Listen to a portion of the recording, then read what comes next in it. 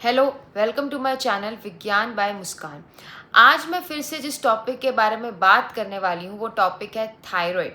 मैंने थायराइड पर पहले भी एक वीडियो बनाई थी। आज मैं उसकी डिटेल चीज़ें आपको बताऊंगी और कुछ ऐसी चीज़ें बताऊंगी जो डॉक्टर्स आपको कभी नहीं बताएंगे और आपकी रिपोर्ट्स में भी वो चीज़ कभी नहीं आएगी। पूरी जानकारी लेने के लिए वीडियो को एंड तक ज़रूर देखना। आज इस वीडियो में मैं आपको थायराइड के बारे में बताऊंगी।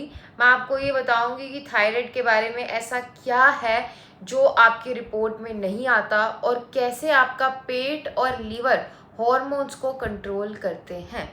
आज इस वीडियो में मैं आपको ये बताऊंगी कि अगर आपको थायराइड है तो आपको कौन सी चीज़ खानी चाहिए और कौन सी नहीं खानी चाहिए। अब देखिए, हमारे ब्रेन की सेल्स जो होते हैं जिन्हें न्यूरॉन कहते हैं, उन्हें एनर्जी बनाने के लिए जिस हार्मोन की ज़रूरत होती है वो है T3। जब आपकी बॉडी T4 को T3 में नहीं बदल पाती तो ब्रेन स्लो हो जाता है। ऐसे में इंसान को लगता है कि वो डिप्रेशन में है, जबकि असली प्रॉब्लम तो हमारे डाइजेशन में होती है। इसीलिए जब भी आप डाइट करते हो तो आपका मूड अच्छा होने लगता है।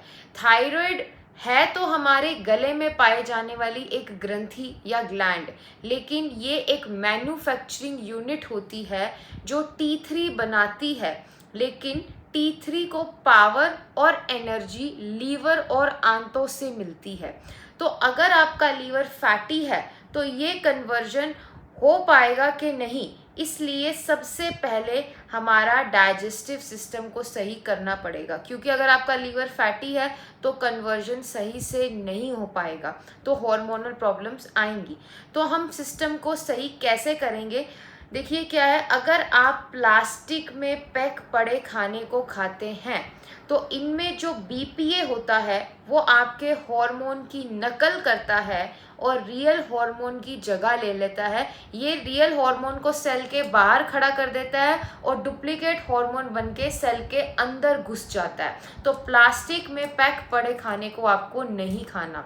दूसरी चीज़, रिफाइंड ऑयल से इन्फ्लामेशन होती है, इसीलिए वो आपको ख़राब करते हैं, इसीलिए आपको रिफाइंड ऑयल्स नहीं खाने। तीसरी चीज़, वीट जो गेहूं होता है उसमें ग्लूटेन होता है, आपको उसे भी कम करना है, हो सके तो बंद कर दो। नेक्स्ट है, जब आप स्ट्रेस लेते हैं तो आपकी बॉडी रिवर्स T3 बनाना शुरू कर देती है, जिसका बॉडी में कोई काम नहीं होता। अगर आपके खाने में सेलेनियम और जिंक नहीं है तो हार्मोन बनने में बहुत दिक्कत होगी। तो अब अगर मैं इसके सॉल्यूशन की बात करूं तो ये है कि हार्मोन्स को स्टेबल करने के लिए बॉडी को सबसे ज़्यादा चाहिए हेल्दी फैट्स, जिससे आप सीड्स से पूरा कर सकते हैं, जैसे फ्लैक्स सीड्स यानी कि अलसी।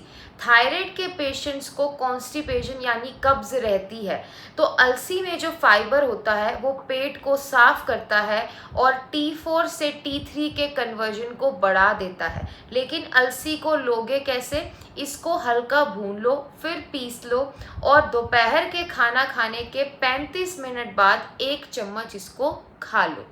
नेक्स्ट बात करेंगे पंपकिन सीड्स के बारे में। ये जिंक के पावर हाउस होते हैं और आपका थायराइड ग्लैंड बिना जिंक के काम नहीं करता, तो आप शाम को स्नैक्स में थोड़े से पंपकिन सीड्स खाओ। नेक्स्ट है सनफ्लावर सीड्स, जिनमें सिलीनियम बहुत ज़्यादा मात्रा में होता है। इसके बिना आपकी थायराइड की दवाई भी पूरी तरह काम नहीं करेगी। नेक्स्ट, आप सुबह उठ के धनिए का पानी पीना शुरू करो। धनिया जिसे आपको 1 रात पहले पानी में भिगोकर रखना पड़ेगा। अब थायराइड पेशेंट्स में इंसुलिन रेजिस्टेंस हो जाता है, इसीलिए उनका वेट गेन होता है, जिसके लिए दाल चीनी लेनी चाहिए। तो दाल चीनी का पानी पीना भी आपको शुरू करना होगा। थायराइड में T3 T4 जो है उसमें T का मतलब होता है थायरोक्सिन, तो मतलब थायराइड बिना थायरोक्सिन के काम नहीं करता। तो अब थायरोक्सिन कैसे मिलेगा हमें? थायरोक्सिन मिलेगा भिगे हुए बादाम से, मूंग की दाल से, स्प्राउट से, वो सब खाना चाहिए। नेक्स्ट आपको वाइट यानी सफ़ेद नमक की जगह सेंधा नमक का इस्तेमाल करना चाहिए, क्योंकि वाइट सॉल्ट बहुत ज़्यादा रिफाइंड होता है जिसमें सारे मिनरल्स ख़त्म हो जाते हैं, तो आपको सेंधा नमक का इस्तेमाल करना होगा। लेकिन नमक की क्वांटिटी मतलब नाप तोल कर लेनी है, ना तो बहुत ज़्यादा ना तो बहुत कम। अब अगर बात करूं कि थायराइड पेशेंट्स को क्या नहीं खाना, किसी भी तरह के सोया प्रोडक्ट्स नहीं खाने चाहिए, जैसे सोयाबीन, सोया न्यूट्रीला, सोया पनीर। सोया उनकी बॉडी के लिए सही नहीं है। प्रोसेस्ड और पैकेज्ड फूड्स नहीं खाने, और मैंने पहले ही बताया ग्लूटेन यानी कि गेहूं नहीं खाना। तो आपके जीने का तरीका बदलने से ही थायराइड गायब होगा। अगर आपको मेरी वीडियो अच्छी लगी तो इस वीडियो को उस इंसान तक पहुंचाओ जिसको इसकी ज़रूरत हो। मेरी वीडियोस को ज़्यादा से ज़्यादा शेयर करो, लाइक करो, वीडियोस पर कमेंट करो, और ऐसी और काम की और इंटरेस्टिंग वीडियोस को देखने के लिए अभी जाकर मेरे चैनल को सब्सक्राइब करो।